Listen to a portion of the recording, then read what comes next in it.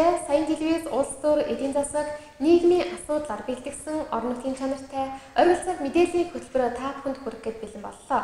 Бид олон нийтийн ашиг сонирхлыг эрхэмлэн олон ургалч үзлийн эндэр байж тэнцвэртэй мэдээллийг хүргэж байх болно. Құрметті көрермендер, саяын телевизиясы қоғам, саясат, экономика бағытында дайындаған жергілікті жердің оргил цаг жаңалықтарын сіздерге жеткізуге әзір болды.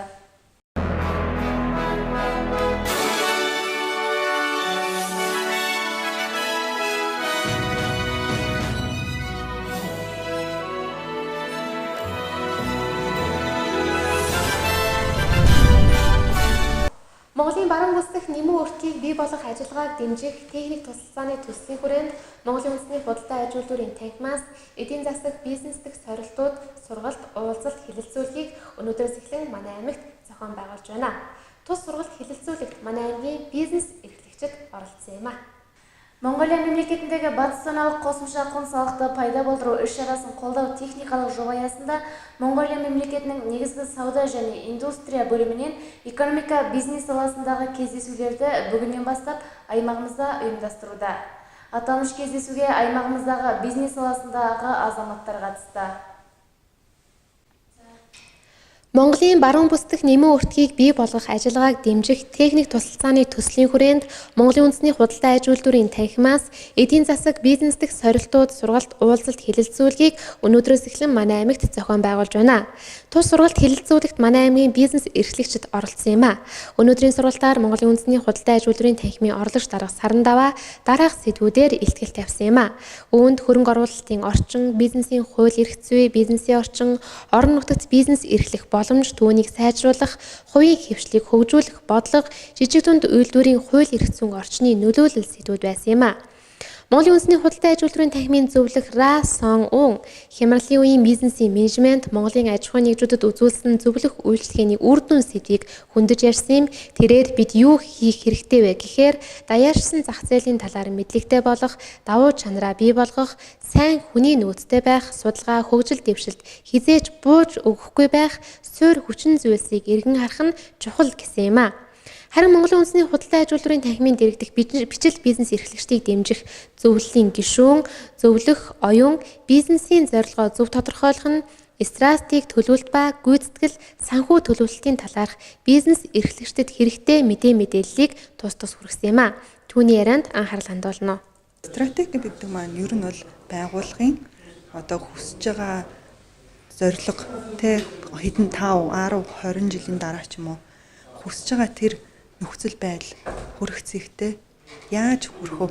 Биднээс нь байгууллагын тухайн нэгжүүдийг яаж хооронд нь уялдаа ажиллагаатай холбоотой ажиллуулж ийж тэр хүрэх зорилготой хүрэх үү гэдэг хэрхэн гэдэг асуултад ер нь бол стратегийг тодорхойлоод байгаа. Тэгэхээр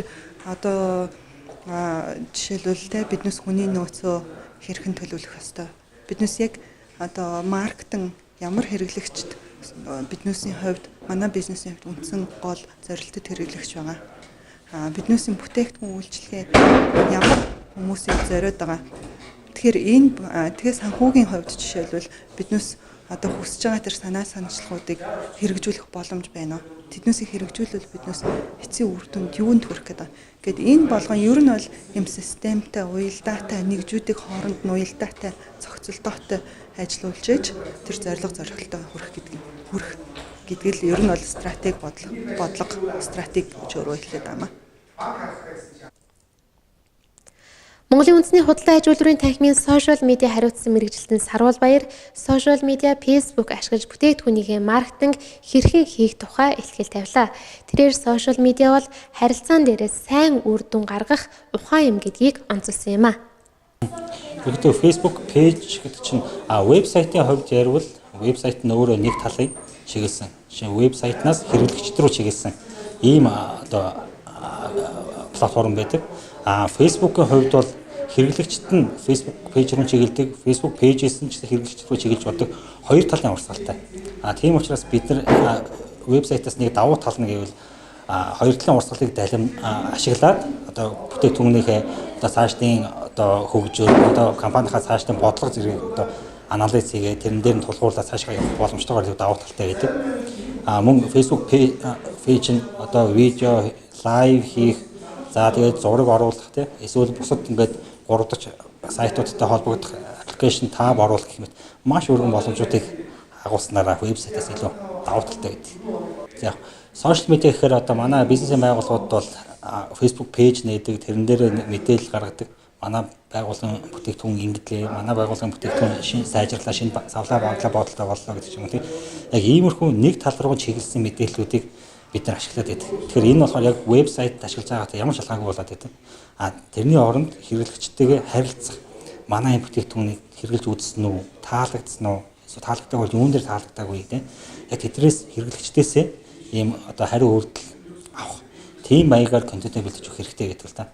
Тийм учраас яг сошиал медиаг одоо ихэнх одоо байгууллагууд бол одоо баялагын чиглэлгүй хотын байгууллагууд ч гэсэндээ ерөөсөө нэг талын урсгалаар ажилладаг. Ерөнхийдөө одоо бол явцсан нь бол хоёр талын урсгал хэрэглэгчдээс байгууллага руу, байгууллагаас хэрэглэгч рүү Facebook пэйжээр дамжиж явах хэрэгтэй гэдэг ийм концепц байгаа. За яг тэр жүүсний жишээ болоход дэлгүүрт нэг хүн явж байгаад одоо нэг жүүс харсан. Жүүснийх нь ёроолт нэр тунц унсан байсныг анзаарсан юм байна. Тэгээд тэр дэлгүүр дотор шууд харж агаад видео хийгээд миний байн гууддаг жүүс одоо ингээд юм муухай болсон байна. Одоо энэ тунц уссан байна. Энэ одоо үйлдвэрсэн газрын хариуцлага газрыг нь одоо мэрэгчлийн анхааралтай аваач хариуцлага хүлээлгээч гэсэн байдлаар хийгээд тэр нэг өдрийн дотор 6,000 шир аваад нэлээд том өндөр авсан л та.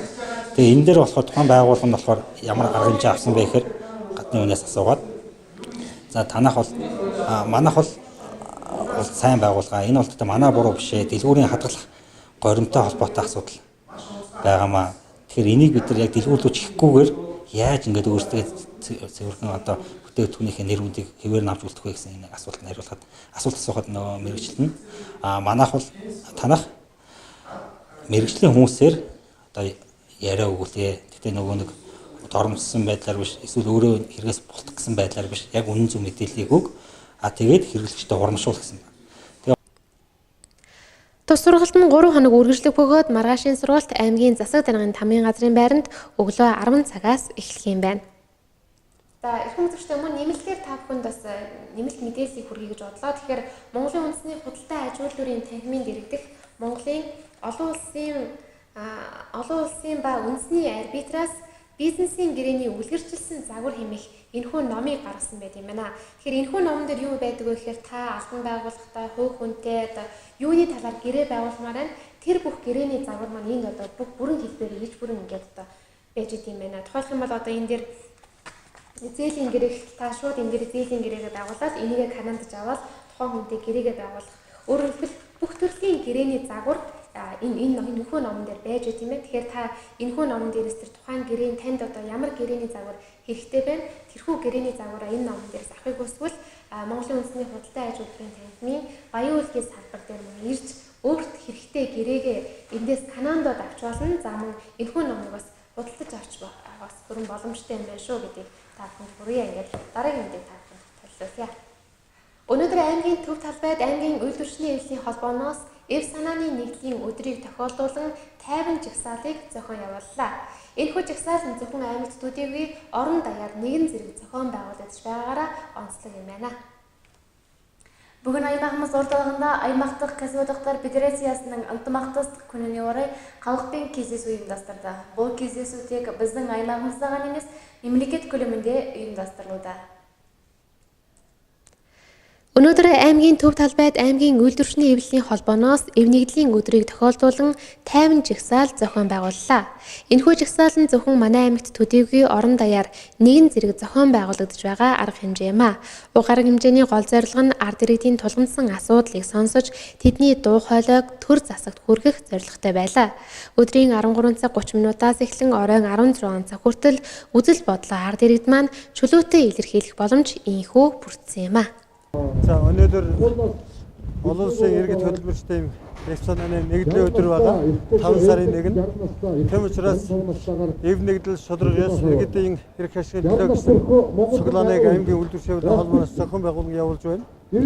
За энэний гол үйл санаа иргэд хөтөлбөрчтэй эмзэглэж явдаг, бодож явдаг үйл санааг олон төвөнд хөргөх нэгэн дор олон төвнийг цуглуулж бие биенээсээ суралцах, үзэл бодлоо чөлөөтөр илэрхийлэх эрхийг бол эдлүүлэх гол үсэн санаа байгаа. Дараагийн асуудал Монголын үйлдвэрчилгээний холбооноос өнөөдрийн засгийн газрын явуулж байгаа үйл ажиллагаагийн эрс буруу шагаад жишээлбэл одоо тэтгэврт гарах насыг нэмэх, тэтгэврийн нийгмийн даатгалын шийдвэрлэлийн хувь хэмжээг нэмэгдүүлэх, дараагийн асуудал төр шинээр олон төрлийн татварыг бий болох асуудлыг бол буруу шааж байгаа. Тэм ч учраас өнөөдөр Монгол Улсын аймаг болгоны төвдөр Монгол Улсын Улаанбаатар хотын Сүхбаатарын талбайд одоо нэгэн зэрэг зохион байгуулагдж байгаа юм цуглаан байгаа. Тэгээд тэр цуглааныг зохион байгуулад энэс гарсан иргэд хөдөлмөрчийн үзэл санаа, үзэл бодлыг эргээд албан шаардлага болгож төр засагтаа хөргөх одоо ийм л зорилготой байгаа. Тэгээд Ард иргэд тус арга хэмжээнд идэвхтэй оролцож төр засагт хандсан санал гомдлоо ярилцаж эдийн засгийн өнөөгийн байдал ямар байгаа, хоошид энэ хിവэр үргэлжилбэл ард иргэдэд ямар хүндрэл үүсэх талаар тус санал бодлоо солилцлоо. Танд ойрхон түмэнд итгэлтэй гэсэн ураагаар ард иргэдийн итгэлийг хүлээж ажиллаж ирсэн Хаан банк нь өнөөдөр аймгийн төвд шинэ салбараа нээгээд байна. Уг салбар нь 815 гэсэн 3 багийн ард иргэдтэй илүү ойрхон ажиллахаар Дүл 2 супермаркетын эсрэг талд байрлаад байна. Сізге жақын халыққа сенімді деген ұранмен халық көпшіліктің сеніміне кіріп, жұмысын табысты жүргізіп келе жатқан Хан банкісі бүгін аймағымыз орталығына жаңадан өз бөлімшесін орнатты. Аталмыш бөлімшесі 8, 1 және 5 баг халқына жақын жұмыстайтын болады. Танд ойрхон түмэнд итгэлтэй гэсэн ураагаар ард иргэдийн итгэлийг хүлээж ажилласаар ирсэн Хаан банк өнөөдөр аймгийн төвд шинэ салбараа нээлээ. Уг салбар нь 815 гэсэн 3 багийн ард иргэдтэй илүү ойрхон ажиллахаар болж Дүл 2 супермаркетын эсрэг талд байгуулагдлаа. Энэхүү салбарт 2 тээллэр, 1 ахлах тээллэр, 1 эдийн засагч, 1 эрхлэгч гэсэн нийт 6 ажилтан үйл ажиллагаагаа явуулж эхлээд байна. Біздің мына өлгөй деген бөлімшеміз бұрынғы ескі банкіде тұрған.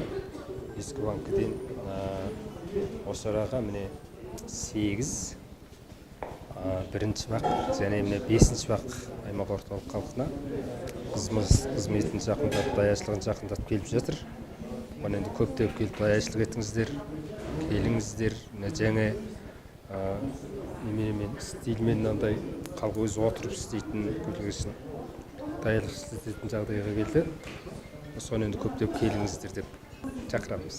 Хаан банк нь хүмүүсийн амьдралыг бодиттой өөрчилж, нийгмийн сайн сайханд хувь нэмэр оруулах, санхүүгийн шинэлэг бүтээгдэхүүнийг нэвтрүүлдэг үндэсний хэмжээний тэргүүлэгч банк юм а. Өнөөдөр 8 дугаар цэцэрлэгийн 6 настай хүүхдүүд цэцэрлэгт сурч мэдсэн зүйлсээ эцэг эх багш нартаа тайлбарлаж, бяцхан хэмжээний тоглолтыг зохион явууллаа. Түүнчлэн энэ үеэр 3 дугаар бүрэн дүнд сургуулийн анги удирдах багштайгаа танилцсан байна. Бүгін аймағымыздағы 8-ші балабақша бүлдіршіндері өздерінің балабақшада біліп үйренген іс-әрекеттерін ата-аналарына таныстырды. Және де олар өздерін келешекте жетектейтін 3-ші толық орта мектебінің ұстазымен танысты. Өнөөдөр 8 дугаар цэцэрлэгийн 6 настай хүүхдүүд цэцэрлэгт сурч мэдсэн зүйлсээ эцэг эх багш нарт тайлбарлаж, бяцхан хэмжээний тоглолтыг үзүүллээ. Түүнчлэн энэ үеэр 3 дугаар бүрэн дүнд сургуулийн анги удирдах багштайгаа танилцсан юм. 5-6 жил сурч энэхүү цэцэрлэгээ амжилттай дүүргэсэн багчууд багш нартай болон цэцэрлэгтээ зориулж айдууны мэдлэгээ ийхүү дэвшүүлсэн юм а. Сәлеметсіздер ме, құрметті ата-аналар. Бүгін 8-ші балабақшадан біз мектепке барамыз атты таңертеңгілігімізді ойнап, классымызды мектепке аттандырып жатырмыз. Осы балаларыма ары қарайды оқуынан табыс тілеймін. Қоғамның да білімді, білікті, мықты азамат болсын деп тілеймін енді. Ары қарайғы оқуынан да табыс тілейміз. Қадамдары құтты, қаламдары күшті болсын деп тілеймін. 3-ші аға мектебінен осы 8-ші балабақша өткөріп алып жатырмын.